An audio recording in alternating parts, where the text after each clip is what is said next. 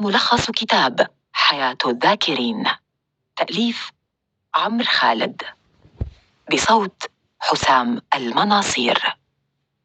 ما أعانني على تأليف هذا الكتاب حول السر العجيب والأهمية البالغة لذكر الله تعالى هو مروري بالضوائق الحياتية الواحدة تلو الأخرى، من إصابة ابن الكبير في حادث سيارة إلى مرض ابن الصغير، وقد تزامن ذلك مع الهجمات الشرسة التي تعرضت لها على مواقع التواصل الاجتماعي من تشويه لسمعتي ومحاولة الإطاحة بمكانتي بين الناس، وهو ما دفعني إلى اللجوء لله شاكيا باكيا كي يخرجني مما أنا فيه ويعيد إلي الطمأنينة والسكينة والراحة.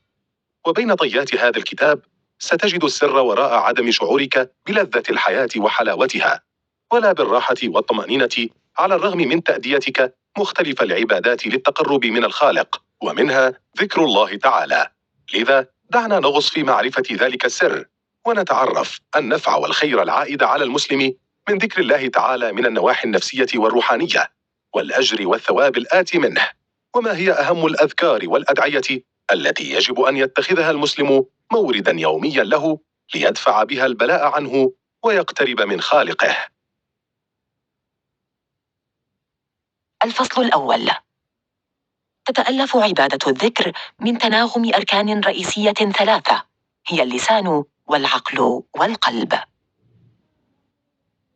يترك الذكر المستمر لله تعالى الأثر على حياة المسلم من حيث الشعور بالسلام والهدوء النفسي الآتي من ارتقاء الروح وقربها من الله وانتعاشها وتجددها، مما يساهم في التخلص من الملل الناجم من روتين الحياة اليومية، إلا أن هذا الأثر لا يحققه إلا الانسجام والتناغم بين مكونات الذكر الثلاثة، وهي الترديد باللسان والتفكير والتركيز على عظمة الله في خلق الكون بالعقل، والاستشعار والوجل من تلك العظمة داخل القلب، وأن الاكتفاء بمكون واحد مثل اللسان لا يحقق الرضا والسعادة حتى لو بقي يردد ذلك الذكر بأعداد كبيرة. يرتبط الذكر مباشرة بالفكر، وكلاهما يؤدي إلى الآخر، والمراد من الذكر هو التذوق باللسان لأسماء الله وصفاته، أما الفكر فهو التعمق في معرفة المعنى المراد منه. ومثال على كيفية عملهما معا قول الإنسان المسلم: أستغفر الله، فيتذكر تقصيره في حق خالقه، ويستشعر القلب الندم على ذلك، ويطلب المسامحة من الله. وهذا يتشابه إلى حد ما مع ما يوجد في مراكز التأمل في بعض الدول، حين يقوم المتدربون بترديد كلمات إيجابية بتركيز شديد مثل الأمل والسعادة دون توقف، حتى تترسخ في العقل الباطن ويتصرف المرء في خضم حياته على أساسها. والذكر مع الفكر لا يملأ العقل الباطن بتلك العبارات فقط، بل ينشر محبة الخالق في النفس، ويمنح القلب السعادة المطلقة، ويضفي على الروح الراحة والطمأنينة.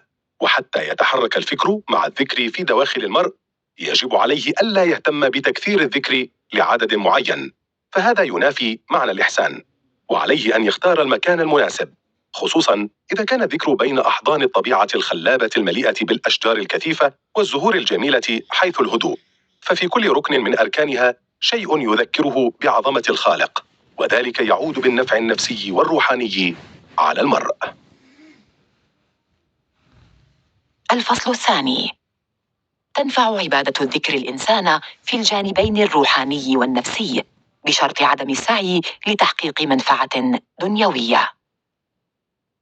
تمكن ممارسة الذكر والفكر الإنسان المسلم من الاسترخاء وترك التفكير في المشكلات والضغوط النفسية، ومنها انشغال العقل بفوضى من الأفكار، وعدم المقدرة على التركيز في أمر واحد، أو التأسف على حوادث من الماضي مثل الفشل أو تلقي الإساءة من الآخرين، أو الخوف مما يخبئه المستقبل، أو القلق وعدم القدرة على النوم مما يرهق الذهن دون فائدة تذكر، وهذا يؤدي إلى صفاء الذهن والروح والتوازن والاستقرار النفسي.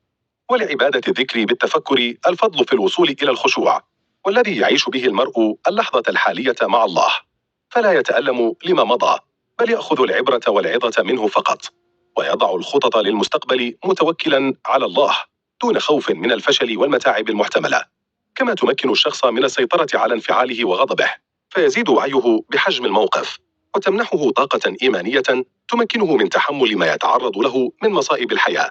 ويساعد الذكر المرء على التعمق في معرفة أمور الحياة مثل الأنس بالله والإيثار ولذة العطاء، والتي تساعده على التوصل إلى السعادة الكاملة، ولا يحققها الاكتفاء بالأمور السطحية والبسيطة مثل الشبع والأمان الأسري وغيرهما.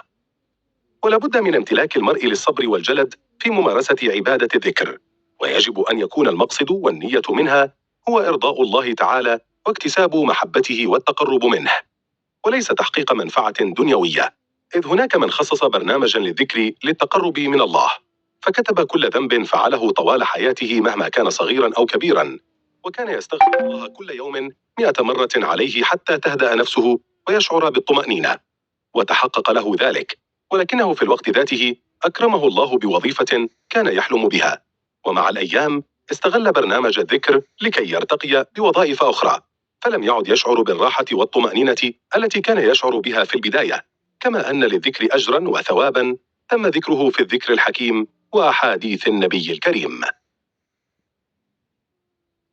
اقتباس: الذكر يملأ النفس ثباتا وإيمانا عند المصائب، فمن عرف الله في الرخاء عرفه الله في الشدة. الفصل الثالث. ذكر في آيات القرآن الكريم والأحاديث النبوية ثواب الذكر وأجره العظيم.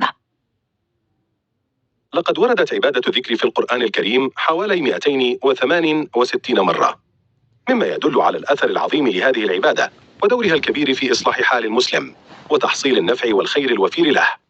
إن الشخص منا يبحث عن الطمأنينة وراحة البال بكثرة الطعام والملبس وتناول أدوية الاكتئاب، وكل ذلك لا يحقق إلا الشيء اليسير، وما يحقق الطمأنينة الكاملة هو ذكر الله. قال تعالى: ألا بذكر الله تطمئن القلوب. ومن منا لا ينتابه الفرح ولا ينام قرير العين إن علم أنه يشغل بال رئيس دولة يقوم بتولي أموره ورعاية مصالحه، فكيف إن كان الله بعظمته يتولى كل هذا؟ على أن يذكره الإنسان على الدوام، فقد قال تعالى: فاذكروني أذكركم. وقد ابتلي منا العديد بحب الشهوات والمعاصي، فيجد اللذة فيها بالرغم من أدائه للصلوات ومختلف العبادات، والحل هنا بذكر الله الدائم، والذي يملأ القلب بحب الخالق، فينفر من كل تلك الشهوات والمعاصي. قال تعالى: إن الصلاة تنهى عن الفحشاء والمنكر، ولذكر الله أكبر والله يعلم ما تصنعون. وقد ورد فضل الذكر في الأحاديث النبوية الشريفة، ومنها: مثل الذي يذكر ربه والذي لا يذكره كمثل الحي والميت، فقد شبه روح الإنسان بالنباتات التي تموت إن لم تروى بالماء، فذكر الله الدائم يروي الروح وينعشها. وكذلك: فإن ذكرني في نفسه ذكرته في نفسي، وإن ذكرني في ملأ ذكرته في ملأ خير منهم. صدق الله العظيم. من مبدأ الجزاء من جنس العمل، فعند ذكر المسلم لله سيذكره الله فورا ويملأ قلبه بالرحمة والأنوار، وإن ذكره أمام الناس فسوف يذكره الله بين الملائكة والملأ الأعلى ويرفع شأنه. وهناك رجل حديث الإسلام جاء إلى رسول الله يريد منه إرشاده إلى عمل يعينه على الصلة بالله والتمسك بالدين لكثرة العبادات، فأرشده النبي إلى الإكثار من ذكر الله بقوله: لا يزال لسانك رطبا بذكر الله. إلا أن ذلك لا يعني أن غيرها من العبادات والشرائع ليست بذات الأهمية، بل يزيد الذكر من محبة الله في القلب، والتي تزيد من تعلق قلب المسلم به. والأذكار والأدعية أنواع يجب أن يواظب المسلم على ترديدها ومعرفة المراد منها. الفصل الرابع. للأذكار والأدعية أنواع عدة يجب معرفتها وفهمها لتحقيق الذكر مع الفكر. الأذكار أنواع متعددة، منها الأساسية وهي: لا إله إلا الله، والاستغفار، وسبحان الله، والحمد لله، ولا إله إلا الله، والله أكبر، ولا حول ولا قوة إلا بالله، ولا إله إلا أنت سبحانك إني كنت من الظالمين. ويجب تأمل معنى كل ذكر وفهمه واستشعاره في القلب ليتحقق الذكر مع الفكر، وليتذوق المؤمن حلاوته في القلب والروح. وهناك أذكار الصباح والمساء مع سورة الفاتحة وآية الكرسي وسورة الإخلاص والمعوذتين وخواتيم سورة البقرة، وأوقات ترديدها هي بعد صلاة الفجر وقبل صلاة المغرب. ومنها: أصبحنا، وأصبح الملك لله، والحمد لله لا شريك له، ولا إله إلا هو، وإليه النشور. أما أجمل الذكر فهو الدعاء والتناجي لله بذكر أسمائه وصفاته مع تأملها وإدراك ما تعنيه بالعقل واستشعارها بالقلب، مثل: يا رحيم ارحم ضعفي بين يديك، ويا جبار أجبر بخاطري، والصلاة على النبي لتكريمه ومحبته، وصلاة الملائكة والمؤمنين. الدعاء للنبي بالمنزلة العالية التي يستحقها في الجنة، لاجتماع خصال الكمال الإنساني وحسن الخلق في شخصه العظيم. ولقد ذكر الله في القرآن الكريم أدعية وأذكارا واظب الأنبياء عليهم السلام على ترديدها، والجميل في الأمر أن الاستجابة كانت تأتي فورية. وفي هذه الأدعية البركة والإجابة والتيسير لكل مسلم يواظب على ترديدها، وتتعلق هذه الأدعية بالحاجات المهمة والضرورية في الحياة. ومن هذه الأدعية ما يتعلق برفع البلاء والمرض، مثل الذي أصاب سيدنا أيوب فدعا الله: إني مسني الضر وأنت أرحم الراحمين، فكانت الاستجابة فورية، فاستجبنا له فكشفنا ما به من ضر. صدق الله العظيم. أيضا من لم ينعم عليه بالذرية مثل سيدنا زكريا الذي كان يريد الذرية بالرغم من زوجه العاقر وكبر سنه، قال تعالى: هنالك دعا زكريا ربه قال ربي هب لي من لدنك ذرية طيبة إنك سميع الدعاء. فجاءه الرد المباشر: فنادته الملائكة وهو قائم يصلي في المحراب أن الله يبشرك بيحيى مصدقا بكلمة من الله وسيدا وحصورا ونبيا من الصالحين. صدق الله العظيم. ويجب وضع برنامج يومي للذكر لتحقيق الأثر والفائدة والثواب من الله. اقتباس: سيأخذك الذكر إلى آفاق جديدة أكثر عمقا تتفتح لها أبواب النوار والإشراقات في محبة الله. الفصل الخامس: ينبغي وضع برنامج يومي لممارسة أنواع الأذكار والأدعية.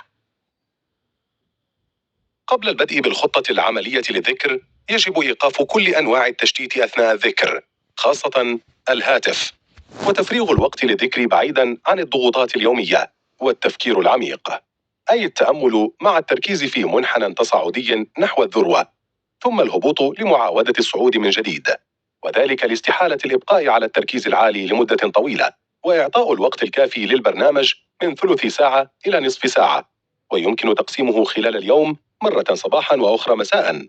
ومن المهم اختيار مكان ملائم ضمن الطبيعة الخلابة الهادئة، كما يجب تدوين المشاعر والأحاسيس المترتبة جراء اتباع هذا البرنامج، ونقل هذه التجربة للآخرين ليستفيدوا منها، وتحديد العدد المراد الوصول إليه، مثل 100 مرة استغفار و100 مرة لا إله إلا الله. وتكون الخطة العملية المثلى بتقسيم البرنامج إلى 3 مستويات للتدرج فيه حتى يكون سهل المراس.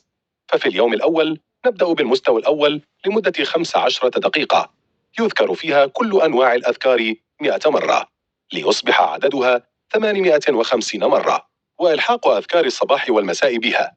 ويأتي بعده المستوى الثاني لمدة 20 دقيقة، ويكون عدد الأذكار فيه 1050 مرة.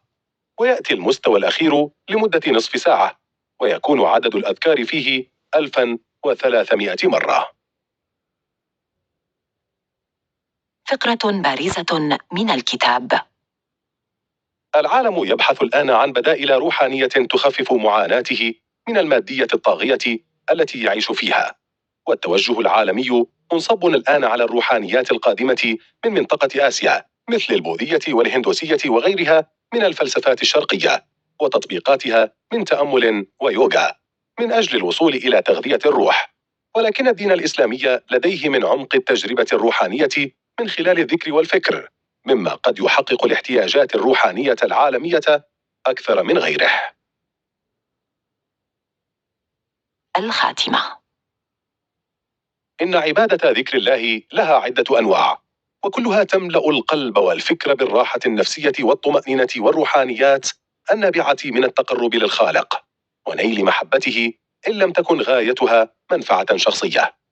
ولا بد من تناغم 3 أركان رئيسة لتحقيق الغاية من الذكر، وهي ترديد الأذكار باللسان، وتدبر معناها بالعقل، واستشعار ذلك المعنى في القلب. فلا ينجح كل ذلك إذا تم إغفال ركن واحد من تلك الأركان. وقد أكدت الآيات القرآنية والأحاديث الشريفة على ثواب ذكر الله وأجره العظيم، ويفضل اتباع خطة عملية في مستويات 3 للتمرس على الذكر وتحقيق الرضا والتقرب من الله.